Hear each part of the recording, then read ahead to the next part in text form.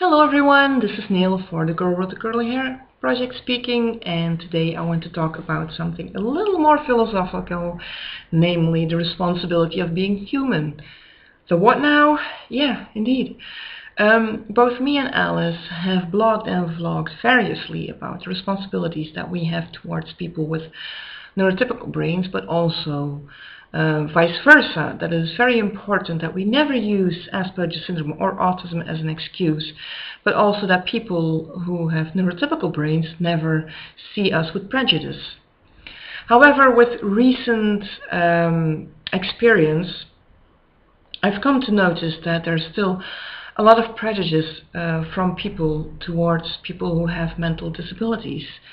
And even though I do not want to call Asperger syndrome or autism or any kind of those things a mental disability, because I really hate that word, there still is a lot of prejudice around it, and I want to dig a bit deeper into that. Basically, we are all human. Like you, I've got 2 hands with beautiful nails. I've got 2 feet, I've got 2 knees. I can reason, I can think, I can feel. But what makes us human?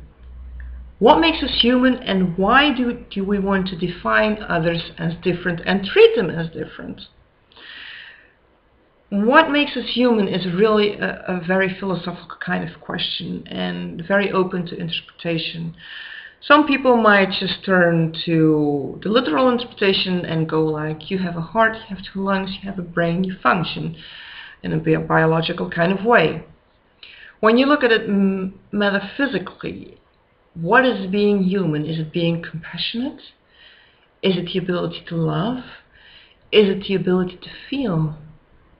I think being human has a lot to do with what we need in life. What we truly need in life. And I don't mean materialistic things with this. I mean, you might be fond of cars and you might need that car. That's not what I'm talking about. We all need understanding. We all need compassion, and we all need love. We all need to make a meaningful contribution to society. Keep that last bit in mind, that meaningful contribution to society. That one is very important. So, when you are being diagnosed as autistic or Asperger syndrome, you start to place certain quirks and things you never knew that were okay to have.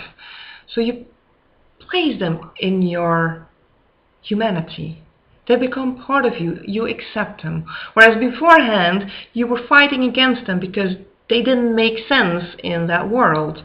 For instance, your lack of social capability is very different than what society preaches to us. So you feel very different. You feel outside of society, and in that sense, you're not able to make that meaningful contribution to society because you lack that social capability. That already sort of conflicts with what is human. But when you get that label, and yes, I'm using the word label right now, you're able to understand that that social capability or disability is a part of you as a whole. It's just who you are. It's not caused by an external factor. It's just who you are. You as a person, as a human, have that aspect. And that's okay. That's perfectly fine. Because as a human, even though you're not socially very capable, you still need love. You still need compassion and understanding, and you still want to make a meaningful contribution to society. So where lies that problem? Where do the problems occur with people feeling prejudiced against other people who have mental disabilities? Society these days is a fixed point, is defined by all sorts of rules and words and definitions. You have to do this and this and This, in order to have a really good life, you have to have a good job. You have to have a wonderful partner who you take out regularly, go on holidays with, then marry, then have kids, still be social, etc., etc., etc. If you don't have any of these things, society sort of sees you like not belonging to society. And they take away the opportunity for you to make a meaningful contribution to society, even though you may be very talented in some ways. This is a responsibility that is very dualistic. It comes from two ways. Like the people who are in society, who have all those things to make a meaningful contribution to society, and those things can be very simple. The ability to take a bus, the ability to make a phone call, the ability to use the internet, the ability to go out and see friends. Those are all things that make a meaningful contribution to society. And even though they may be very easy for you and you take them for granted, they may be very, very difficult for other people to do because they might not have those talents. And I'm calling them talents because that's what they are. So it is very important that when you walk into society with ease, to keep in mind it might not be so easy for other people. But those other people who might not have access to those talents, like taking the bus or being social or using the internet, still want to make a meaningful contribution to society. They still want to feel human. So it is very important to be aware of this. A lot of people look at people who have mental disabilities or syndromes as very help-needing. People automatically want to play a nursing role. Let me give you an example for this. I have a friend in class who has really poor eyesight. So she has a visual disability. She's an absolutely wonderful person who is very intelligent, and I really like her. But she was telling me the other day, she walks with a cane, that when she's out on the street and she has to cross the road and she's waiting to cross the road, people will automatically take her by her arm and help her across without her asking. So she's being robbed of her free will. People automatically want to fulfill that nursing role, like, oh, poor thing, let's help them. And this is not a bad perspective to start from, but you have to keep in mind that people want to deliver a meaningful contribution to society, so let them do it themselves. And rather than taking someone's hand right away and just helping them across, just, let them know you're there. Can I help you? Oh, you're being so kind, of course you can help me. Or, oh, I'm fine, but I really appreciate your help. It's really a tiny thing to do, but it makes such a difference.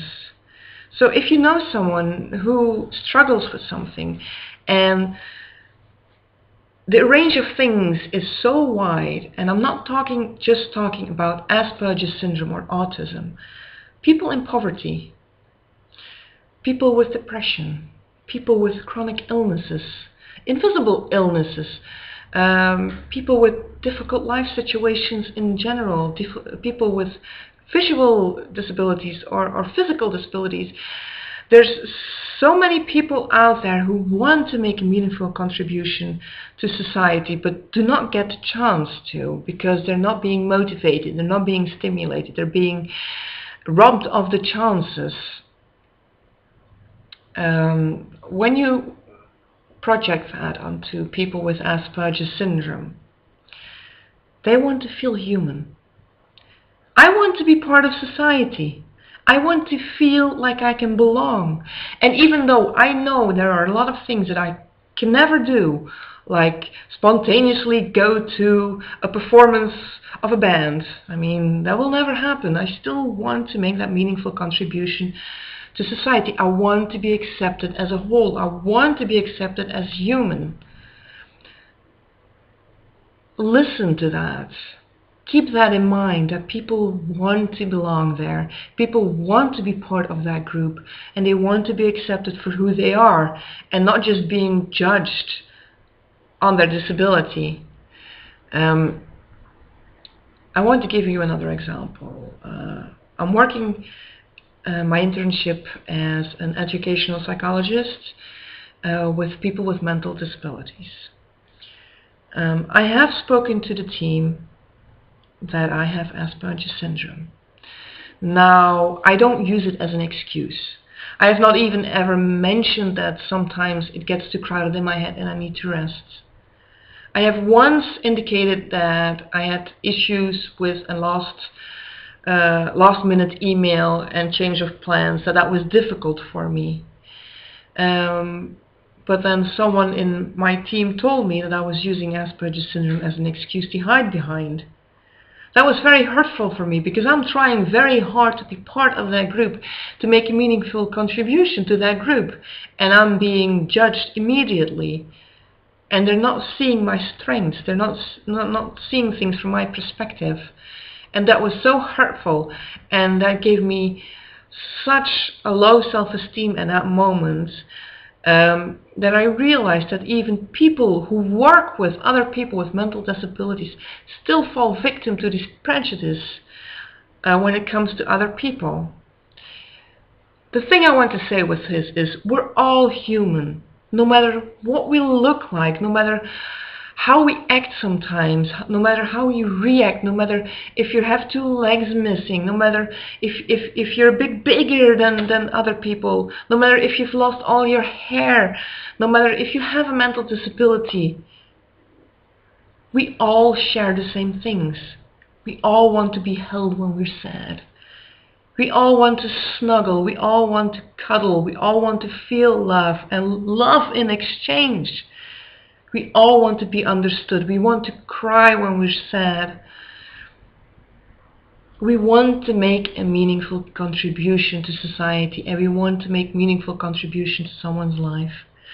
And once you realize that, you will start seeing things in a whole new perspective.